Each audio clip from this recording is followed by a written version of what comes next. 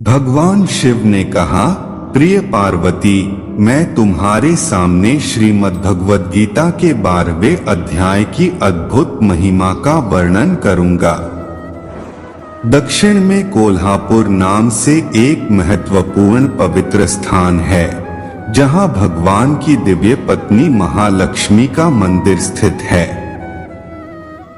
महालक्ष्मी की सभी देवताओं द्वारा निरंतर पूजा की जाती है।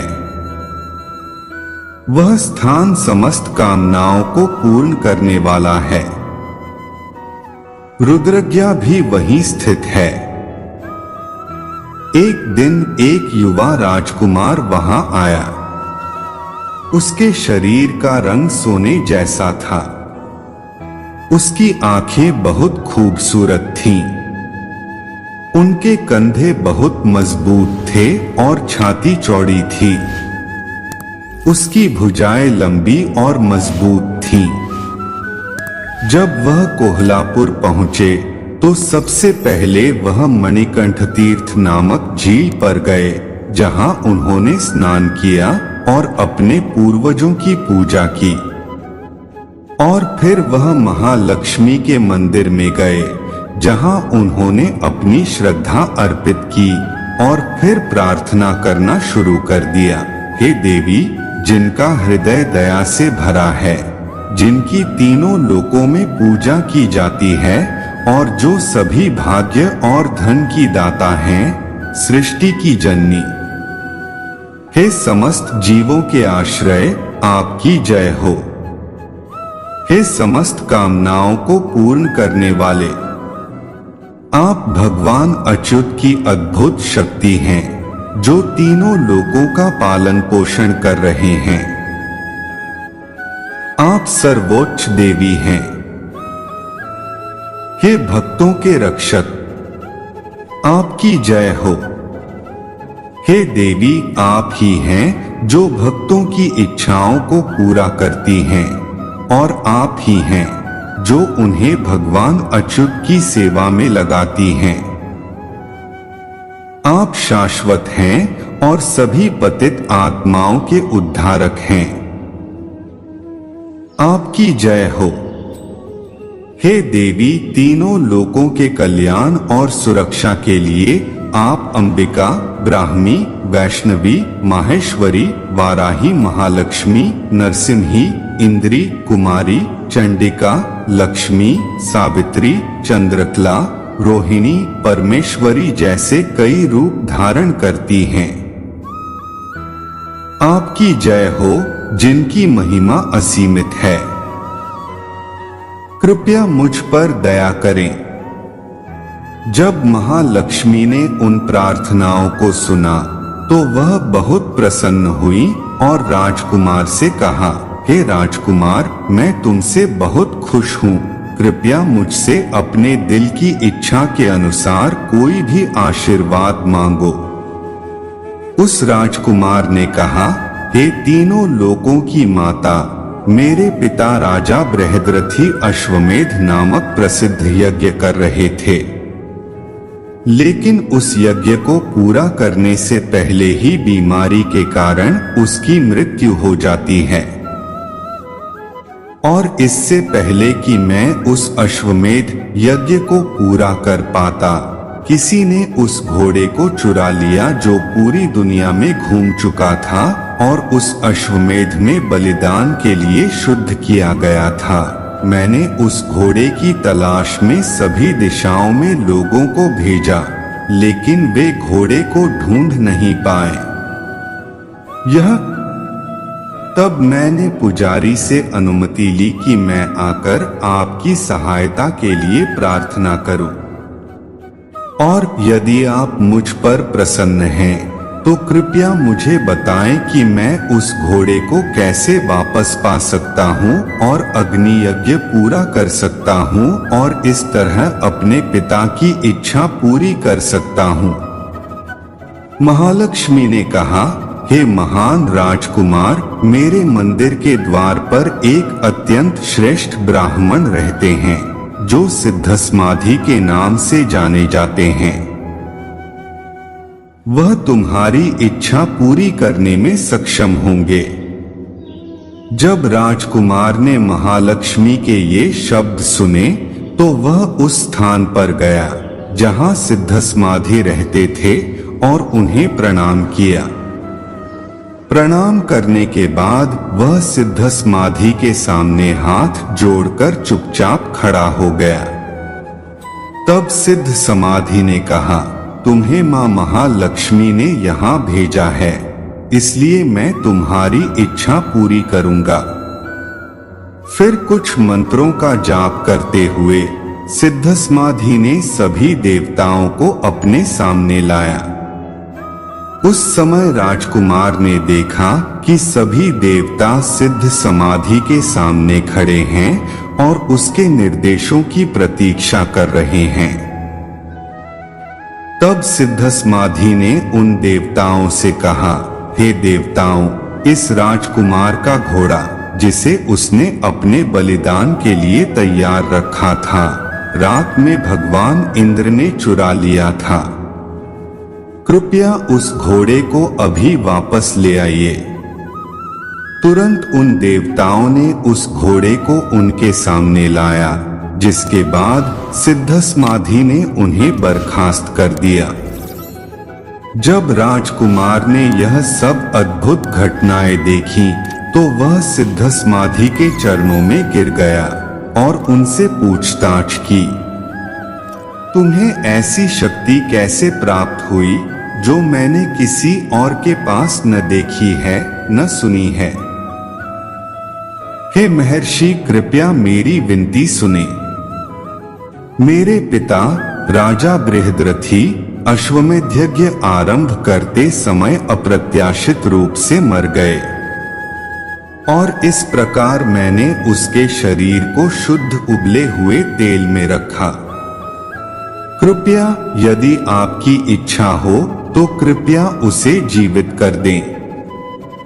यह सुनकर सिद्धसमाधि थोड़ा हंसे और बोले, चलो उस स्थान पर चलते हैं जहां तुमने अपने पिता का शव रखा है। जब वे उस स्थान पर पहुंचे तो सिद्धसमाधि ने अपने हाथ में कुछ पानी लिया और कुछ मंत्रों का जाप करते हुए उन्होंने राजा बृहद्रथी के मृत शरीर के सिर पर पानी छिड़क दिया। जैसे ही उस पानी ने उनके सिर को छुआ, राजा उठ बैठे और सिद्धसमाधि से पूछा, हे महान भक्त, आप कौन हैं? राजकुमार ने तुरंत अपने पिता को सारी घटना की जानकारी दी जो घटित हुई थी। जब राजा ने वह कथा सुनी तो उन्होंने बार बार सिद्धसमाधि को प्रणाम किया और उनसे पूछा, ऐसी दिव्य शक्तियों को प्राप्त करने के लिए उन्होंने कौन सी तपस्या की थी? राजा की पूछताछ सुनकर सिद्धसमाधि ने उत्तर दिया, मेरे प्रिय राजा बृहद्रथी, मैं प्रतिदिन श्रीमद् भगवद गीता के 12वें अध्याय का पाठ करता हूँ। उस महान भक्त के उन शब्दों को सुनकर राजा ने सिद्धसमाधि से श्रीमद् भगवद गीता के 12वें अध्याय का ज्ञान प्राप्त किया। समय के साथ राजा और उनके पुत्र दोनों को भगवान कृष्ण के चरण कमल प्राप्त हुए। कई अन्य व्यक्तियों ने प्रतिदिन श्रीमद् भगवद गीता के 12वें अध्याय का पाठ करके सर्वोच्च लक्ष्य भगवान कृष्ण के चरण कमलों की भक्ति प्राप्त की है। 12वें अध्याय का महात्म्य। श्री महादेव जी कहते हैं, पार्वती, दक्षिण दिशा में कोल्हापुर नामक एक नगर है जो सभी प्रकार के सुखों का आधार, सिद्ध महात्माओं का निवास स्थान और सिद्धि प्राप्ति का क्षेत्र है। वह परशक्ति भगवती लक्ष्मी की प्रधान प्रार्थना है। संपूर्ण देवता उनका सेवन करते हैं। वह पुराण प्रसिद्ध तीर्थ, भोग और मोक्ष प्रदान करने वाला है। यहाँ करोड़ों तीर्थ और शिवलिंग हैं। रुद्रज्ञा भी है यहाँ। वह विशाल नगर के लोगों में बहुत मूल्यवान है। एक दिन कोई युवा पुरुष नगर में आया। वह कहीं का राजकुमार था। उनके शरीर का रंग गोरा, नेत्र सुंदर, समुद्र तट के समान, कंधे के मोटे, छाती चौड़ी और भुजाएं बड़ी बड़ी थीं। नगर में प्रवेश करके सब और महलों की शोभा बढ़ाई गई। वह देवेश्वरी महालक्ष्मी के दर्शनार्थ उत्कंठित हो मणिकंठ तीर्थ में गए और वहां स्नान करके उन्होंने पितरों का तर्पण किया। फिर महामाया महालक्ष्मी जी को प्रणाम करके भक्ति स्तवन करना आरंभ किया। राजकुमार बोला है, जिसके हृदय में काट दया भरी हुई है, जो समस्त जगत की रचना, पालन और सहार से सभी कामना करते हैं, वह जगन माता महालक्ष्मी की जय हो। जिस शक्ति के समान आदेश के अनुसार परमेष्ठी ब्रह्मा सृजन रचते हैं, भगवान अच्युत जगत का पालन करते हैं और भगवान रुद्र संपूर्ण विश्व का सहार करते हैं, उस सृष्टि, पालन और सहार की शक्ति से परमेष्ठी ब्रह्मा सृजन रचते हैं। कमले योगी जन फेस चरण कमलों का चिंतन करते रहते हैं। कमले, तुम अपनी प्रकृति सत्य से ही हमारे समस्त इंद्रिय गोचर विषयों का अवलोकन करो। तुम ही कल्पनाओं का समूह और उसका संकल्प करने वाला मन उत्पन्न हो जाता है। इच्छा शक्ति, ज्ञान शक्ति और क्रिया शक्ति, ये सब ही रूप हैं। तुम पर संचित परम ज्ञान रूपिणी हो। प्रोटोटाइप है निष्काम, निर्मल, नित्य, निराकार, निरंजन, अंतःकरण, आतंक शून्य, आलमहीन और निरामय। देवी, स्टॉक महिमा का वर्णन करने में कौन सहायक हो सकता है? जो षट्चक्रों का भेद करके अंतःकरण के 12 स्थानों में विहार करते हैं, अनाहत, ध्वनि, बिंदु, नाद और कला ये स्वरूप हैं, उन माता महालक्ष्मी को मैं नमस्कार करता हूँ। माता, तुम अपने मुखरूपी पूर्ण चंद्रमा से प्रकट होने वाली अमृत राशि को बहा देती हो। तुम ही परा, पश्यंती, मध्यमा और वैखरी नामक वाणी हो।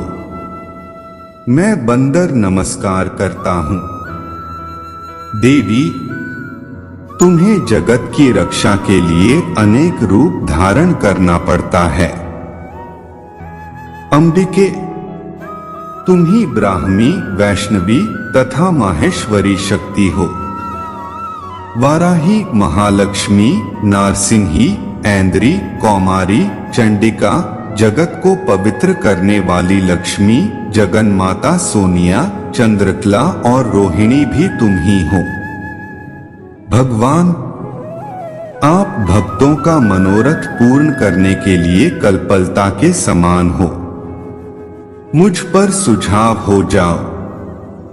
इस प्रकार की स्तुति करने पर भगवती महालक्ष्मी अपना साक्षात स्वरूप धारण करके बोली, राजकुमार, मैं आश्चर्यचकित हूं। तुम कोई उत्तम वर मांगो। राजपुत्र बोला, हमा, मेरे पिता राजा बृहद्रथ अश्वमेध ने महान यज्ञ का अनुष्ठान करवाया था। वे दैवयोग से रोगग्रस्त होकर स्वर्गवासी हो गए। इसी बीच यूपी में बांधे हुए मेरे यज्ञ संबंधी घोड़ों को, जो पृथ्वी की झलक दिखाकर लौटा था, किसी ने रात में बंधन काट कर कहीं और पहुंचा दिया। उसकी खोज में मैंने कुछ लोगों को भेजा था, जहां वे भी अपना पता नहीं लेकर आए थे। तब मैं ऋत्विजों से आज्ञा लेकर शरण में आया हूं। देवी, यदि तुम मुझ पर प्रसन्न हो तो मेरे यज्ञ का घोड़ा मुझे मिल जाए, जिससे यज्ञ पूर्ण हो सके। तभी मैं अपने पिताजी का कर्ज उतार सका। शरणागतों पर दया करने वाली जगज्जननी लक्ष्मी, जिससे मेरा यज्ञ पूर्ण हो, वह उपाय करो।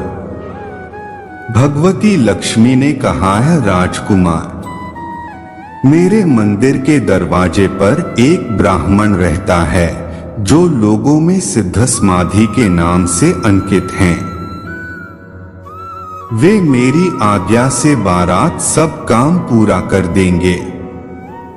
महालक्ष्मी के इस प्रकार बताते हुए राजकुमार उस स्थान पर आए जहां सिद्ध समाधि रहते थे। उनके स्टेज में प्रवेश करके प्रिंस हैंड जॉइन कर लिया गया। तब ब्राह्मण ने कहा है, पति माता जी ने यहां भेजा है। अच्छा देखो, अब मैं बाइबल सारा अभीष्ट कार्य सिद्ध करता हूं। यो श्लोकवेत्ता ब्राह्मण ने सभी देवताओं को निकाला। राजकुमार ने देखा, उसी समय सभी देवता हाथ पैर मिलाते हुए वहां उपस्थित हो गए। तब उन श्रेष्ठ ब्राह्मण ने समस्त विश्व से कहा है, देवगण, इस राजकुमार का अश्व जो यज्ञ के लिए निश्चित रूप से भुगतान किया गया था, रात में देवराज इंद्र ने चुराकर अन्यत्र पहुंचा दिया है। उसे जल्दी ले आओ। तब देवताओं ने मुनि के दर्शन से यज्ञ का घोड़ा बनवा दिया। इसके बाद उन्होंने फोयाना जाने की आज्ञा दी। देवताओं का आकर्षण देखकर और खोए हुए अश्व को पीछे छोड़कर राजकुमार ने मुनि के चरणों में प्रणाम करके कहा है, महर्षि, आपका यह सबसे आश्चर्यजनक है। आप ही ऐसा काम कर सकते हैं, दूसरा कोई नहीं।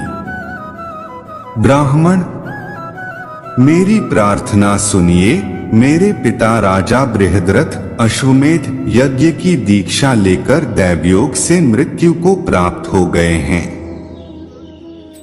अभी तक उनका शरीर तपाए गए तेल में सुखाकर मैंने रख छोड़ा है। आप उन्हें पुनः जीवित कर दीजिए। इससे आहत होकर महामुनि ब्राह्मण ने कहा कि चलो, वहां यज्ञ मंडप में तुम्हारे पिता उपस्थित हैं, राजनेता। तब सिद्ध समाधि ने राजकुमार के साथ वहां के व्यापारी को जल अभिमंत्रित किया और उसके शव का मस्तक रख दिया। उसके पास ही राजा चौकन्ना खड़ा हो गया। फिर उसने ब्राह्मण को देखकर पूछा है, धर्म स्वरूप आप कौन हैं? तब प्रिंस ने महाराज से पहले का सारा हाल कह दिया। राजा ने अपने को पुनः जीवन दान देने वाले ब्राह्मण को नमस्कार करके पूछा है, ब्राह्मण, किस पुण्य से आपको यह अलौकिक शक्ति प्राप्त हुई है? उनकी टिप्पणी पर ब्राह्मण ने मधुर वाणी में कहा है, राजन, मैं प्रतिदिन आलस्य रहित 2 गीता के 12वें अध्याय का जप करता हूँ। उसी से मुझे यह शक्ति मिली है, शस्त्रागार जीवन प्राप्त हुआ है। इससे भयभीत ब्राह्मणों ने राजा सहित उन महर्षियों से गीता के 12वें अध्याय का अध्ययन किया। उनकी महात्म्य से उन्दादी सद्गति हो गई। दूसरे अन्य जीव भी अपने ग्रंथ से परम मोक्ष को प्राप्त कर चुके हैं।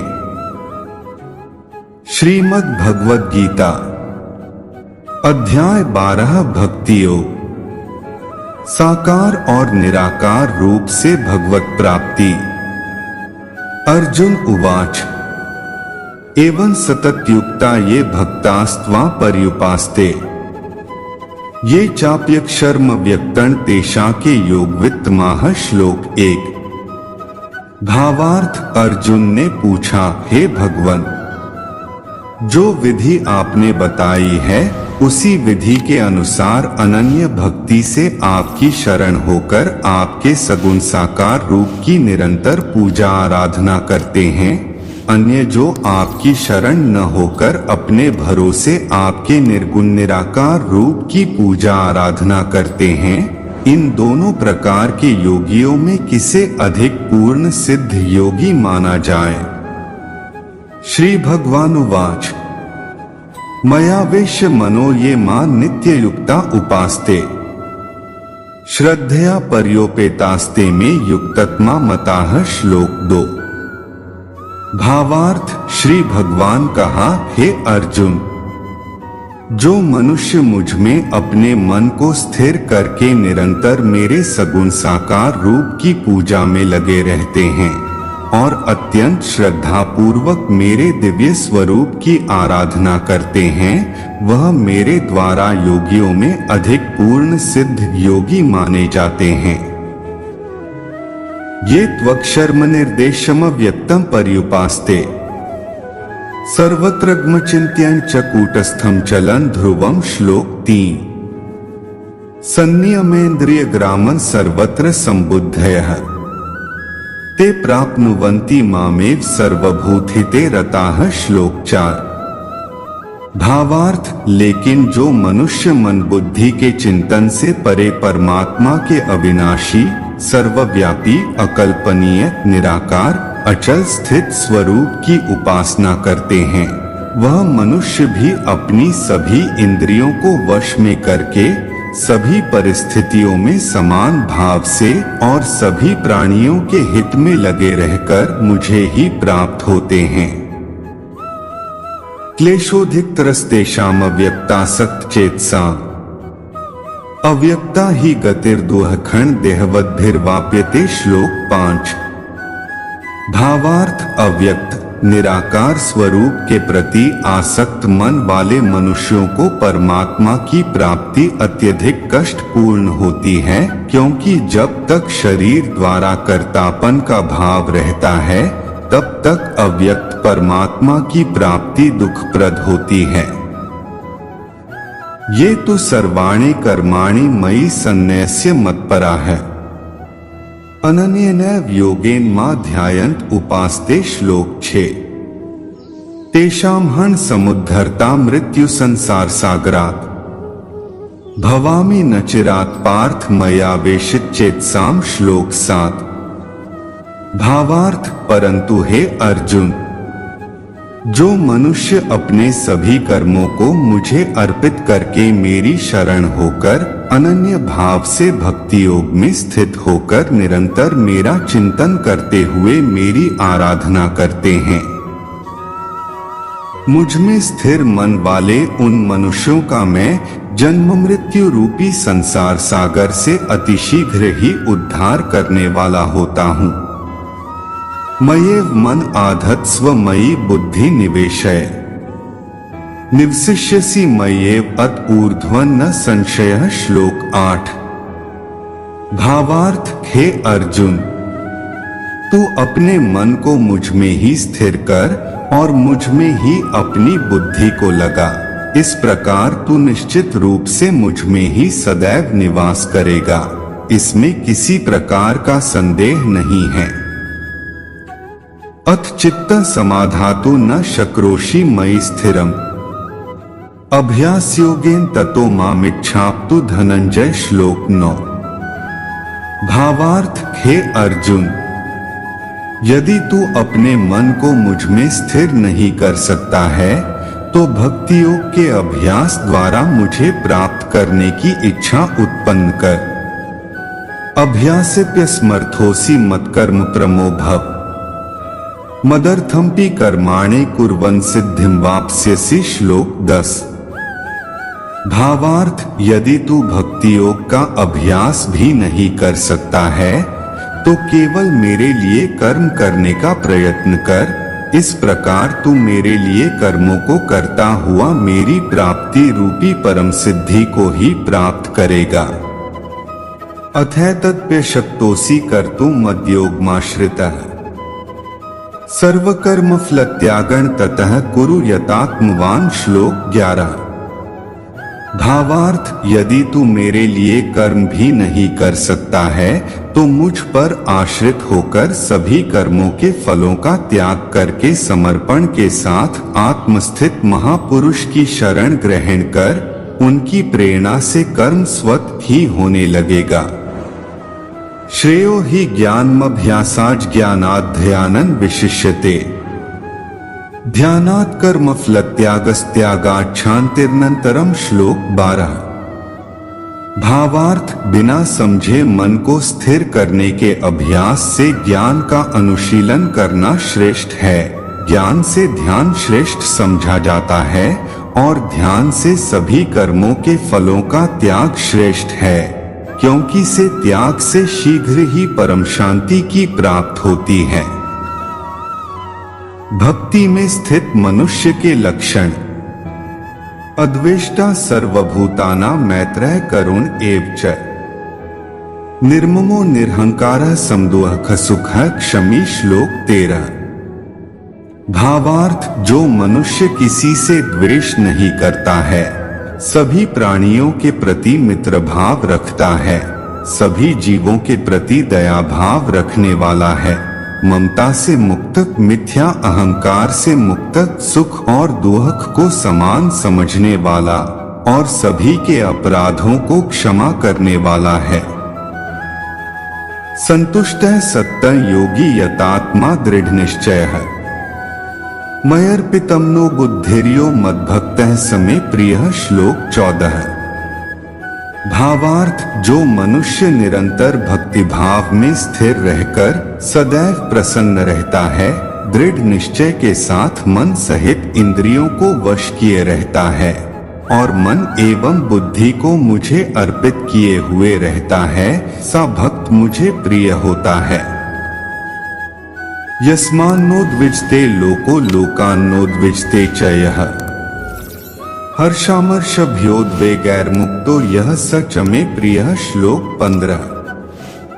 भावार्थ, जो मनुष्य न तो किसी के मन को विचलित करता है और न ही अन्य किसी के द्वारा विचलित होता है, जो हर्ष संताप और भय चिंताओं से मुक्त है, सा भक्त भी मुझे प्रिय होता है। अनपेक्षा शुचिर्दक्ष उदासीनो गतव्यथः। सर्वारंभ परित्यागी यो मद्भक्तः समे प्रियः। श्लोक 16। भावार्थ, जो मनुष्य किसी भी प्रकार की इच्छा नहीं करता है, जो शुद्ध मन से मेरी आराधना में स्थित है, जो सभी कष्टों के प्रति उदासीन रहता है और जो सभी कर्मों को मुझे अर्पण करता है, सा भक्त मुझे प्रिय होता है। यो न हृष्यति न द्वेष्टि न शोचति न कांक्षति। शुभाशुभ परित्यागी भक्तिमान यः समे प्रियः। श्लोक 17। भावार्थ, जो मनुष्य न तो कभी हर्षित होता है, न ही कभी शोक करता है, न ही कभी पछताता है और न ही कामना करता है, जो शुभ और अशुभ सभी कर्मफलों को मुझे अर्पित करता है, सी भक्ति में स्थित भक्त मुझे प्रिय होता है। समः शत्रौ च मित्रे च तथा मानापमानयोः। शीतोष्ण सुख दुःखेषु समः संग विवर्जितः। श्लोक 18। भावार्थ, जो मनुष्य शत्रु और मित्र में, मान तथा अपमान में समान भाव में स्थित रहता है, जो सर्दी और गर्मी में, सुख तथा दुख आदि द्वंद्वों में भी समान भाव में स्थित रहता है और जो दूषित संगति से मुक्त रहता है। तुल्य निंदा स्तुतिर्मौनी संतुष्टो येन केंचित। अनिकेतः स्थिरमतिर भक्तिमान में प्रियो नरः। श्लोक 19। भावार्थ, जो निंदा और स्तुति को समान समझता है, जिसकी मन सहित सभी इंद्रियां शांत है, जो हर प्रकार की परिस्थिति में सदैव संतुष्ट रहता है और जिसे अपने निवास स्थान में कोई आसक्ति नहीं होती है, सा स्थिर बुद्धि के साथ भक्ति में स्थित मनुष्य मुझे प्रिय होता है। ये तो धर्मामृत मिदं यथोक्तम पर्युपास्ते। श्रद्धाना मत्परमा भक्तास्तेतीव में प्रियाः श्लोक 20। भावार्थ, परंतु जो मनुष्य इस धर्म रूपी अमृत का ठीक उसी प्रकार से पालन करते हैं जैसा मेरे द्वारा कहा गया है, और जो पूर्ण श्रद्धा के साथ मेरी शरण ग्रहण किए रहते हैं, सी भक्ति में स्थित भक्त मुझको अत्यधिक प्रिय होता है। तत्सदिति श्रीमद्भगवद्गीतासूपनिषत्सु ब्रह्म विद्याया योग शास्त्रे श्री कृष्णार्जुन संवादे भक्ति योगो नाम द्वादशोऽध्यायः। इस प्रकार उपनिषद, ब्रह्म विद्या तथा योग शास्त्र रूप श्रीमद् भगवद गीता के श्री कृष्ण अर्जुन संवाद में भक्ति योग नाम का 12वां अध्याय